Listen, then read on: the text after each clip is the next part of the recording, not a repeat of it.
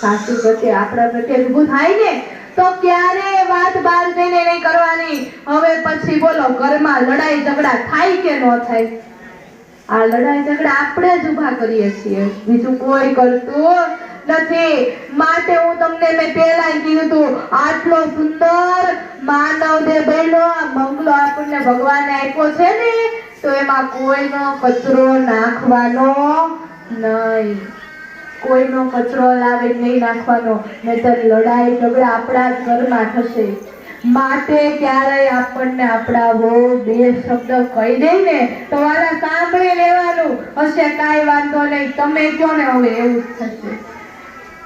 બોલો આપણા ઘરમાં સમજણ કોનામાં હોય? નાનામાં હોય કે મોટામાં? મોટામાં સમજણ હોય ને.